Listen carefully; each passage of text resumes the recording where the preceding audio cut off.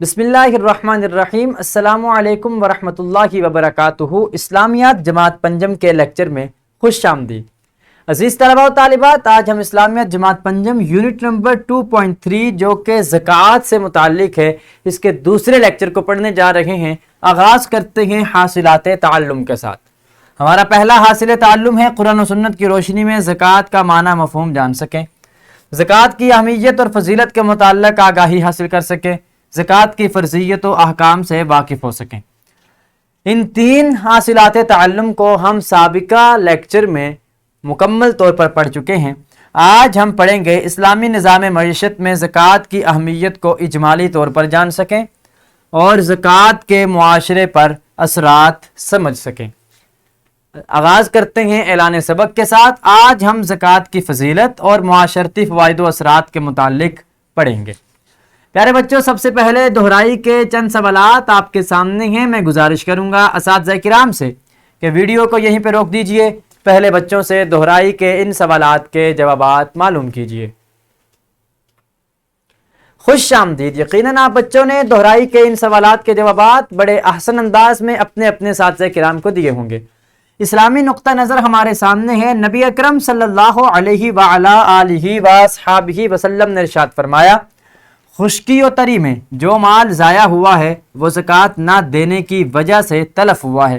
مجمع الزوائد کی حدیث نمبر 4335 میں آپ صلی اللہ علیہ وعلی آلہ وصحبہ وسلم نے یہ ارشاد فرمایا ہے۔ گویا جو بھی چیز ضائع ہوتی ہے، مال ضائع ہوتا ہے، تو حضور فرماتے ہیں اسی وجہ سے ضائع ہوتا ہے کیونکہ اس مال کی زکوٰۃ نہیں دی گئی ہوتی۔ اگر اس مال کی زکوٰۃ دے دی جاتی تو مال کبھی بھی ضائع نہ ہوتا۔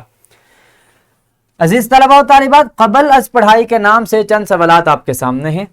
میں گزارش کروں گا اساتذہ کرام سے کہ ویڈیو کو روک دیجئے اور پہلے بچوں سے قبل از پڑھائی کے ان سوالات کے جوابات معلوم کیجئے۔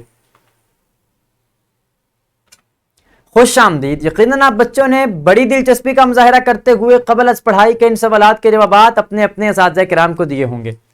اب ہم زکوٰۃ کے معاشرتی فوائد کے حوالے سے چند ایک نکات کی صورت میں باتیں سیکھنے کی کوشش کرتے ہیں۔ یاد رکھیں، زکوٰۃ ادا کرنے سے مال میں برکت ہوتی ہے۔ مال تھوڑا ہوتا ہے لیکن زیادہ لوگوں کے لیے کافی ہو جاتا ہے، اسی کو برکت سے تعبیر کیا جاتا ہے۔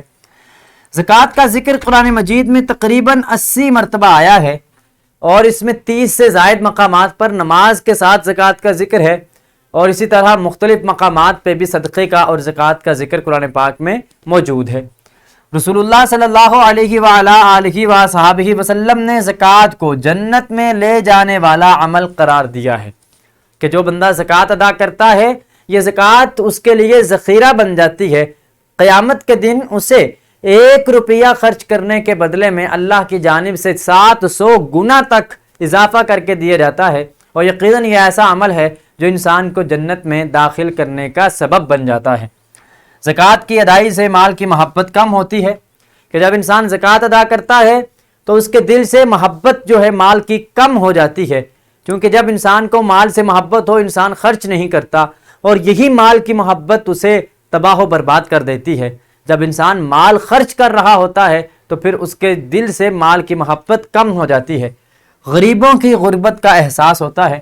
ظاہر سی بات ہے، جب انسان کسی غریب پہ خرچ کرے گا اس کی غربت کا احساس کرتے ہوئے ہی خرچ کرے گا، اور یہ چیز ہمیں زکوٰۃ کی صورت میں نظر آتی ہے۔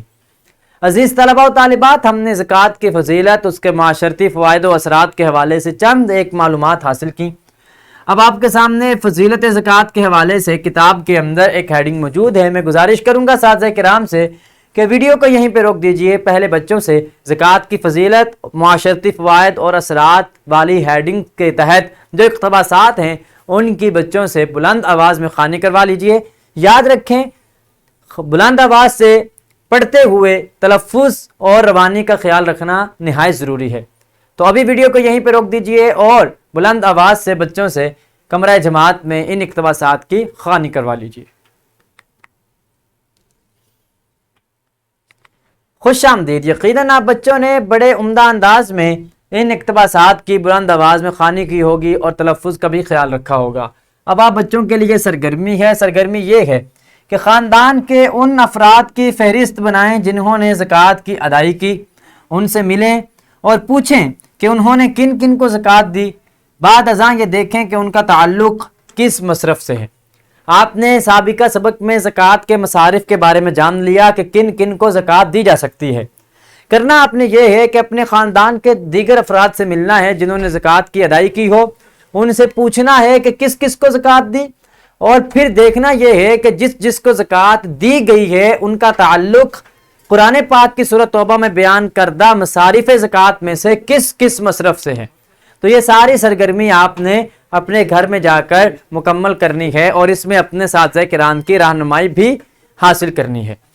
عزیز طلباء و طالبات، اب آپ کے لیے گھر کا کام ہے۔ گھر کا کام یہ ہے کہ قرآن کریم نے تقریباً 30 سے زائد مقامات پر نماز اور زکوٰۃ کا تذکرہ ایک ساتھ کیا گیا ہے۔ ان میں سے 10 مقامات تلاش کریں اور باحوالہ تحریر کریں۔ اپنے والدین کی مدد سے آپ نے قریباً 10 آیات لکھنی ہیں، ان کا حوالہ دینا ہے جہاں پہ نماز کے ساتھ قرآن پاک میں زکوٰۃ کا حکم آیا ہے، اور یہ آپ نے لکھنا ہے، تحریر کرنا ہے، حوالہ جات دے کر اپنے اساتذہ کرام کو دکھانا ہے اور ان سے شاباشی بھی وصول کرنی ہے۔ یہ کام آپ گھر سے کر کے لائیں گے۔ پیارے بچوں، اب ہم سبق کا اعادہ کر لیتے ہیں۔ آج ہم نے پڑھا کہ قرآن کریم میں نماز کے ساتھ ساتھ زکوٰۃ کی ادائیگی کا ذکر آیا ہے۔ آپ صلی اللہ علیہ وآلہ وصحبہ وسلم نے زکوٰۃ کی ادائیگی کرنے والے کو جنت کی بشارت سنائی ہے۔ زکوٰۃ دینے سے معاشرے میں معاشی استحکام پیدا ہوتا ہے۔ زکوٰۃ کی ادائیگی ہمارے معاشرے کی فلاح و بہبود کی ضامن ہے۔ یہ وہ چند معلومات ہیں جو آج ہم نے اس سبق میں حاصل کی اور آج کے لیسن سے ہم نے سیکھی۔ پیارے بچوں، آج ہم نے زکوٰۃ کی فضیلت اور معاشرتی فوائد و اثرات کے بارے میں جانا۔ کل ہم نئے سبق کا آغاز کریں گے انشاءاللہ تعالی عز و جل۔ اس ویڈیو لیکچر کی ڈسکرپشن میں آپ دیکھ سکتے ہیں لیکچر کی پی پی ٹی، حاصلات تعلم کے مطابق لیسن پلان اور ورک شیٹ۔ ان تینوں چیزوں کو ڈاؤن لوڈ کر کے ان کی رہنمائی میں اور ہمارے اس ویڈیو لیکچر کی رہنمائی میں آپ اپنے سبق کو مزید احسن انداز میں تیار کر سکیں گے۔ اس کے ساتھ ہی مجھے اجازت دیجیے، انشاءاللہ العزیز کل نئے سبق کے ساتھ دوبارہ ملاقات ہوگی۔ اللہ کریم ہم سب کا حامی و ناصر ہو۔ السلام علیکم ورحمۃ اللہ وبرکاتہ۔